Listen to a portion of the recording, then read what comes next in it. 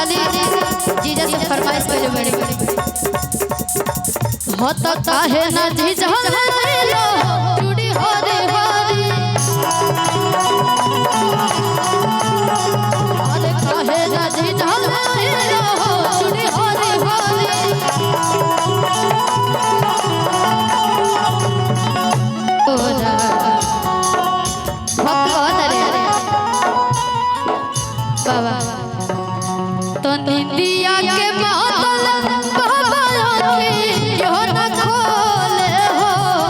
दोबारा से वकवा बड़े ठाड़न हो दोबारा से वकवा बड़े ठाड़न हो निंदियों के बादल बाबा आँखें न खोले हो दोबारा से वकवा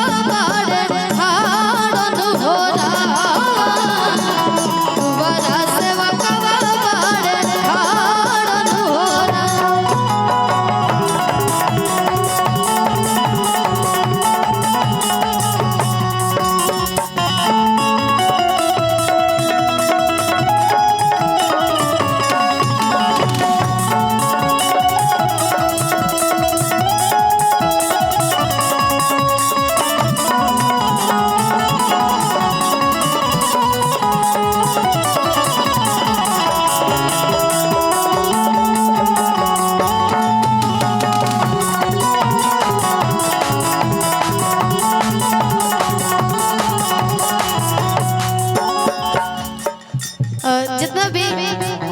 ट्रेंडिंग में बटे सब तो दुल्हन सुनाओ था नहीं कैसे कि हमने के वह सबसे पहचान मिला था पर साले को गाना ही रहे जो कि अभी भी ट्रेंड करता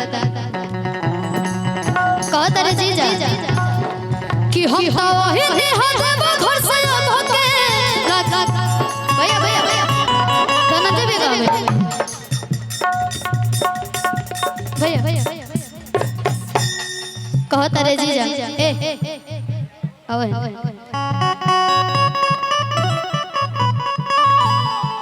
कि हम तो वही नहीं होते वो घर से अब होके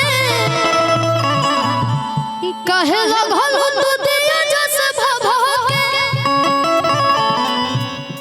कि तहर मती उतार गए चित से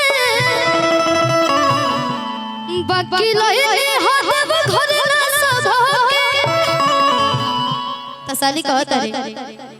अरे कह के तू हमरा से गइलो बात बड़ी बड़ी हो तो काहे ना जीजा लो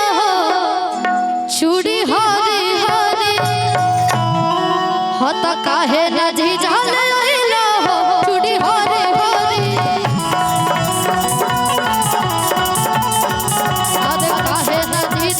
चूड़ी हरी हरी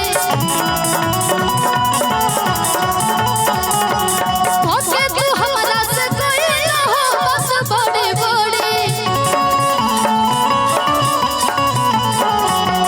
होके तू हमरा से गइलो बस बड़ी बड़ी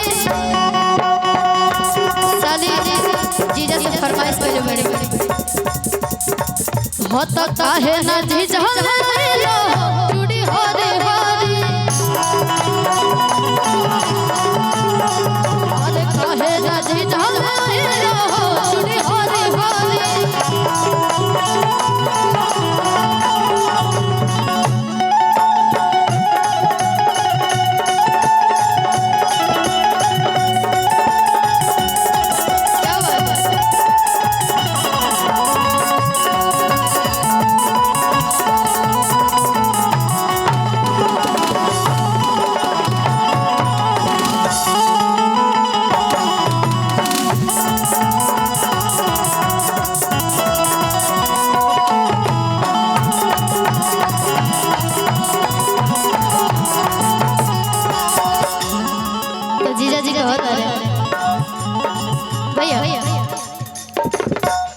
कि जननी अपना दीदियो से भारे पड़े लगबो कि एगो चूड़िया खातिर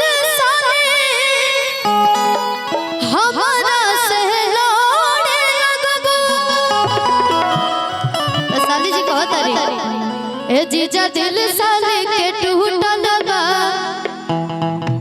बतावा छुड़ी कहवा छूटल बा कि तोहरा से आज भरिया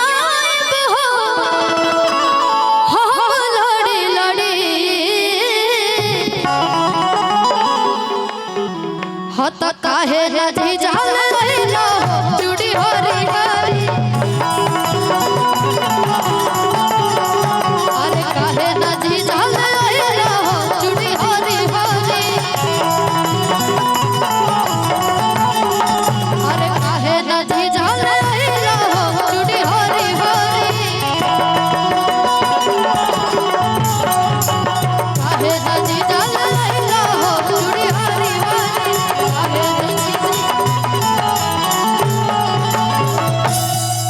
चलिए सबके फरमाइश पूरा हुआ।